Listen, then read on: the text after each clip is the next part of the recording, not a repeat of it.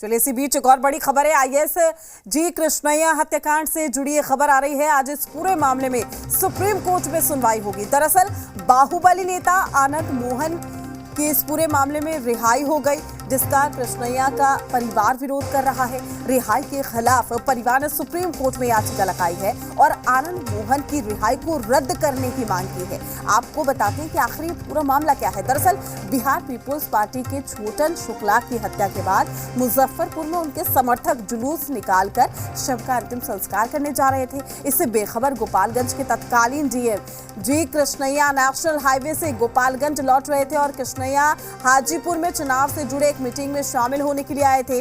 कृष्णैया का काफिला मुजफ्फरपुर के खबरा में निकल रहे जुलूस में फंस गया और फंसा ऐसा कि काफिले की गाड़ी तो बाद में निकल गई, लेकिन कृष्णैया जिंदा नहीं निकल पाए। काफिले के BHQ 777 नंबर की एम्बेसडर कार से निकला तो सिर्फ पत्थर से कुचला एक डीएम का शव। कृष्णैया हत्याकांड के 29 साल बाद एक बार फिर से सियासी सुर्खियों में है ये मामला। हत्याकांड के मुख्य आरोपी आनंद मोहन को जेल से हमेशा के लिए रिहा कर दिया गया, जिसका कृष्णैया का परिवार लगातार विरोध कर रहा है।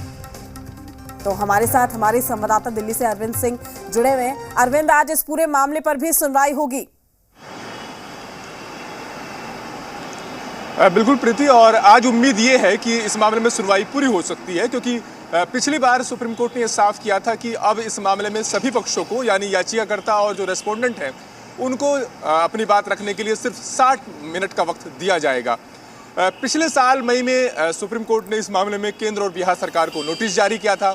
आनंद मोहन को भी नोटिस जारी किया गया था। बिहार सरकार और आनंद मोहन का जवाब आ चुका है और दोनों का ये कहना है कि नियमों के मुताबिक रिहाई हुई है और सभी स्टेज पर जरूरी जो वैधानिक औपचारिकताएं होती हैं उनको पूरा करके ये रिहाई हुई है।